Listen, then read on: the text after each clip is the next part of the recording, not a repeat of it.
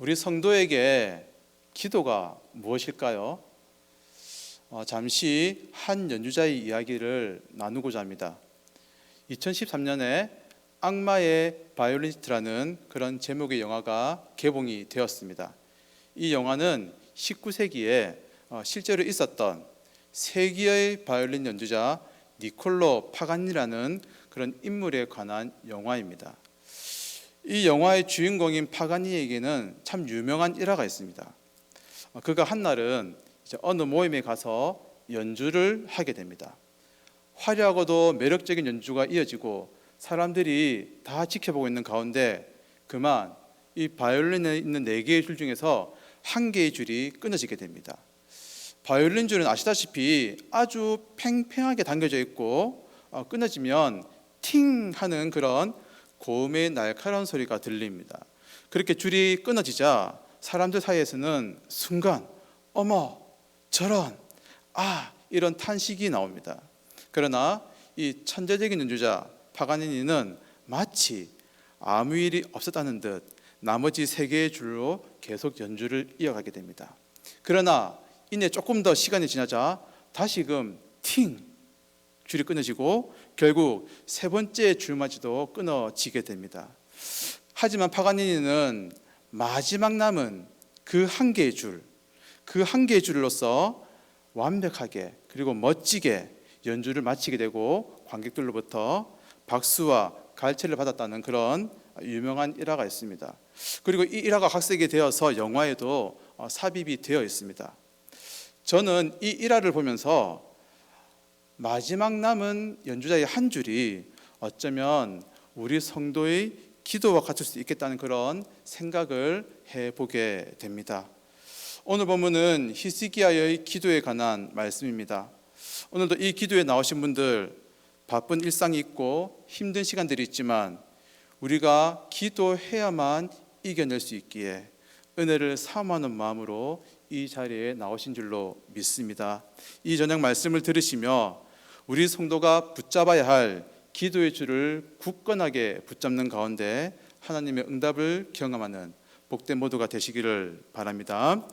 이 히스기야의 기도를 보면은 히스기야가 기도를 한 배경이 나오는데 그 아수르라는 그런 강대국 때문이었습니다. 솔로몬 이후 이스라엘은 아시다시피 북이스라엘과 남유다로 분열이 됩니다. 그런데 북이스라엘이 아수르에 의해서 망했죠. 열왕기하 18장 9절 10절을 읽어드리겠습니다. 히스기야 왕 제4년 곧 이스라엘의 왕 엘라의 아들 호세아 제7년에 아수르의 왕 살마네셀이 사마리아에 올라와서 에워쌌더라. 3년 후에 그 성이 함락되매. 여기까지 읽겠습니다. 작은 나라에 불과했던 아수르가 강국이 되었고 정복 전쟁을 활발히 벌였습니다. 이 아수르는 북이스라엘 멸망시켰는데 이제는 그 바로 옆에 있는 남유다도 멸망시키려고 한다는 것입니다. 열왕기하 18장 13절 말씀을 읽어드리겠습니다. 히스기야 왕 제14년에 아수르의 왕 사네립이 올라와서 유다 모든 견고한 성읍들을 쳐서 점령하매. 북이스라엘이 아수르에 멸망당할 때 바로 옆에 있는 남유다는 굉장히 불안했을 것입니다. 그런데 이 아수르는 북이스라엘을 멸망시키고 나서는 곧바로 남유다에 쳐들어오지는 않습니다. 그래서 아마도 히스기야 왕이 안심했을 수도 있을 것입니다. 하지만 북이스라엘이 망하고 7년 뒤 아수르는 남유다를 침공하는데 이때가 1차 침공입니다. 이 1차 침공에서 아수르는 남유다로부터 막대한 조공을 받고 물러가고 그 뒤에 대략 2년 뒤에 2차 침공을 하게 됩니다. 이때 2차 침공은 이제는 남유다를 완전히 정복하기 위한, 멸망시키기 위한 그런 전쟁이었습니다. 아수르의 군대 장관 랍사게는 3차례나 남유다를 회유하고 협박하면서 하나님을 모욕합니다. 이러한 협박이 계속되자 히스기야는 오늘 본문에서 같이 하나님 앞에 기도를 하게 되는 것입니다. 오늘 본문을 통해서 우리가 살펴볼 교훈 첫 번째는 그럼에도 불구하고 하나님 앞에 우리는 기도해야 한다는 것입니다. 여러분, 우리가 하나님 앞에 어려울 때에 기도해야 함을 알고 있습니다. 그런데 지금 내 상황은 너무 절박하고 하나님을 붙잡아야 함에도 불구하고 한 가지 이유가 걸려서 우리가 마음 놓고 기도를 하지 못하는 경우가 있다는 것입니다. 그것은 지금의 내 상황을 돌아보니 내가 하나님을 무시하고 하나님을 의지하지 않다가 당하는 어려움일 때 우리는 그것이 마음에 걸려서 하나님께 도움을 적극적으로 요청하지 못하는 경우가 있다는 것입니다. 한번 히스기야 상황을 보시겠습니다. 잠깐 언급했지만 아수르가 남유다를 1차로 침공한 적이 있었습니다. 그리고 그때 히스기야는 조공을 바침으로 아수르의 1차 침공에서 살아났습니다. 그런데 히스기야는 그 조공에서 사용해서는 안 되는 물질, 금과 은도 썼다는 것입니다. 조금 길지만요, 제가 열왕기하 18장, 14장, 16절까지 말씀을 읽어드리겠습니다. 유다의 왕 히스기야가 라기스로 사람을 보내어 아수르 왕에게 이르되 내가 범죄하였나이다. 나를 떠나 돌아가소서. 왕이 내게 지으시는 것을 내가 당하리이다 하였더니 아수르 왕이 곧 은 300달란트와 금 30달란트를 정하여 유다 왕 히스기야에게 내게 한지라. 히스기야가 이에 여호와의 성전과 왕궁 곳간 있는 은을 다 주었고 또 그때에 유다 왕 히스기야가 여호와의 성전 문의 금과 자기가 모든 기둥에 입힌 금을 벗겨 모두 아수르 왕에게 주었더라. 히스기야는 아수르에게 조공을 바치기 위해서 나라의 모든 금과 은을 다 모았던 것 같습니다. 그리고 그 금과 은이 부족하자 손을 대어서는 안 되는 성전의 금과 은도 끌어다가 쓰게 됩니다. 아마도 이때 제사장이 반대했을 것입니다. 히스기야 역시도 차마 그렇게 해서는 안 된다는 것을 알았을 것입니다. 그러나 어떡합니까?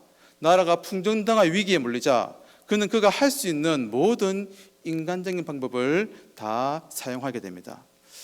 저는 오늘 말씀을 준비하며 그때 왜 히스기야는 하나님께 기도하지 않았을까라는 그런 생각을 잠시 해보았습니다. 그러나 성경이 그 이유를 밝히지 않기에 정확한 이유는 알 수가 없습니다.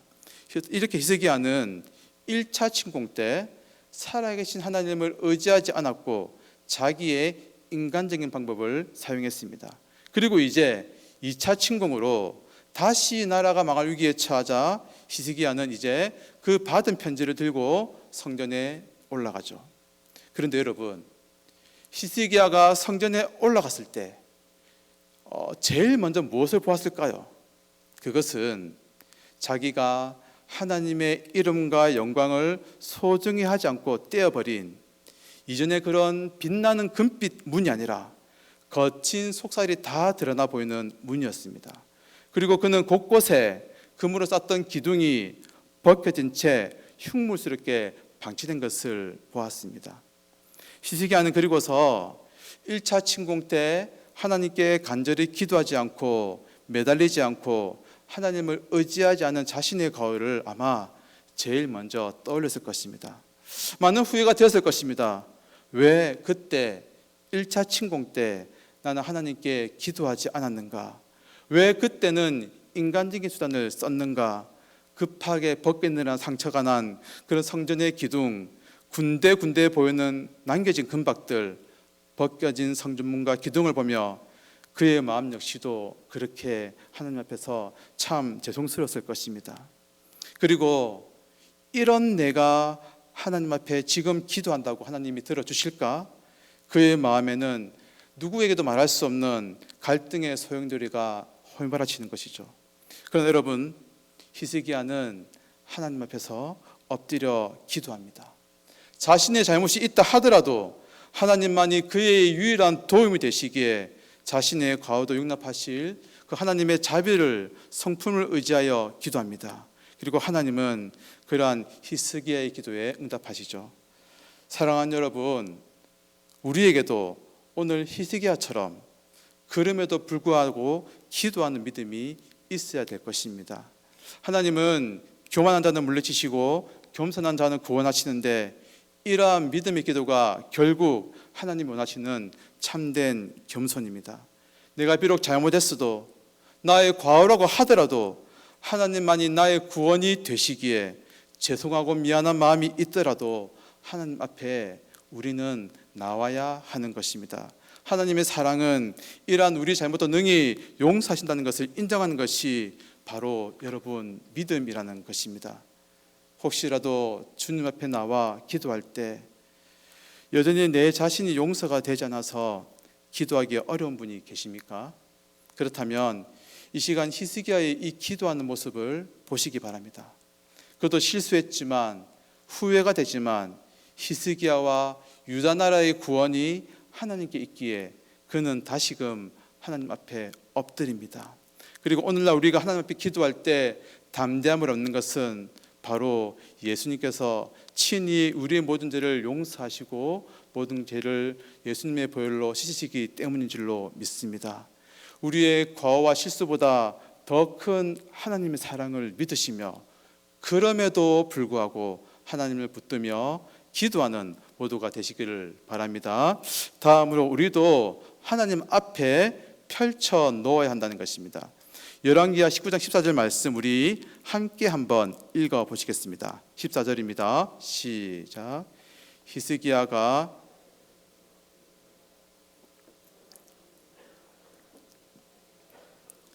여호와 앞에 펴놓고 압수르의 장관 랍사게는 2차 침공에서 총 3회에 걸쳐 하나님을 모독하며 남유다의 백성들을 회유했습니다. 협박했습니다.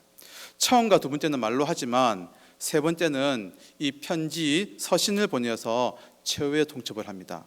그리고 이때 히스기야 한 것은 그 편지를 그대로 들고 가서 하나님 앞에 펼쳐 놓았던 것입니다. 강대국 아수르에 의해 남유다가 멸망당할 것이라는 그 절망의 소식, 협박의 소식을 하나님께 펼쳐드린 것이죠. 오늘 이 자리에 앉으신 분들 제가 다 할 수 없지만 지금 어떤 흉흉한 소식을 가지고 오셨습니까?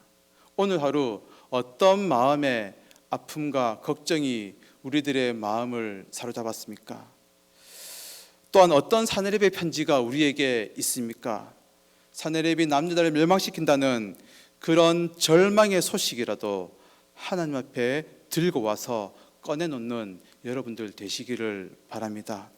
우리의 마음속에는 이렇게 늘 두려움이 있는 것 같습니다. 우리 중에 두려움이 없는 사람은 없죠. 심지어 정말 세상에서 무서울 게 없다는 조폭들도 두려움이 있습니다. 자기 조직보다 더 크고 강한 조직이 자기들의 조직에게 해를 입힐까 그런 두려움이 있다고 하죠. 단적인 예이지만 사람들은 다 저마다 마음속에 두려움이 있다는 것입니다. 우리가 사는 세상은 이런 두려움, 걱정, 근심이 하루하루 떠나지가 않습니다. 그런데 우리가 잘 아는 찬송 죄짐 맡은 우리 구주에 이런 가사가 있습니다. 제가 한번 읽어보겠습니다.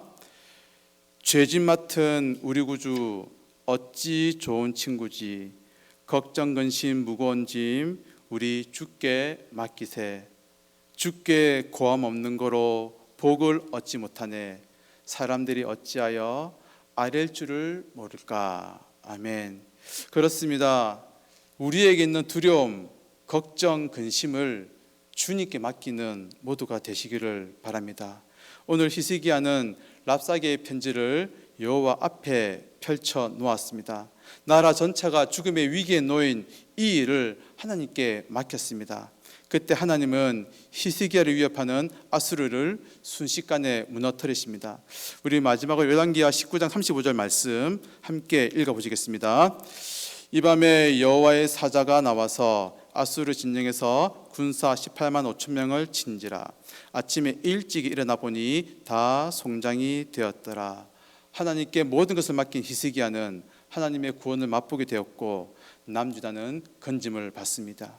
히스기야는 그렇게 1차 2총 침공의 그런 고통의 시간이 있었지만 그는 그럼에도 불구하고 하나님께 기도하였고 하나님께 모든 것을 맡길 때 하나님께서는 히스기야와 남유다에게 구원을 베풀어 주셨습니다. 이제 말씀을 맺겠습니다. 오늘 우리의 기도는 어떤 기도입니까? 먼저 그럼에도 불구하고 기도하는 믿음의 사람들 되시기 바랍니다. 나의 연약함, 실수, 가워도 하나님은 용납하십니다. 그럼에도 우리가 기도하는 것이 진짜 믿음임을 깨달으시며 하나님 앞에 주저없이 기도하는 모두가 되시기를 바랍니다. 둘째, 우리도 하나님 앞에 펼쳐 놓아야 합니다. 사내립의 그 위협과 협박의 소식을 하나도 남김없이 하나님께 아뢰고 맡긴 히스기야 결국 기도 응답을 받죠.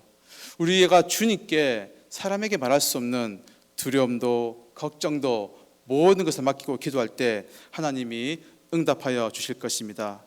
이 저녁 그 바이올린 연주자가 모든 줄이 끊어지더라도 하나의 줄로서 그것을 꼭 붙잡고 훌륭한 연주를 마친 것처럼 우리의 모든 소망이 끊어지더라도 하나님께 우리가 히스기야처럼 기도할 수 있다면 모든 것이 없어져도 우리에게 기도하는 마지막 그 줄이 있기에 우리는 하나님의 구원을 맛보며 회복을 경험하게 될 것입니다. 오늘 이 자리에 함께한 모두가 이런 기도의 사람들 되시기를 주님의 이름으로 축원드립니다.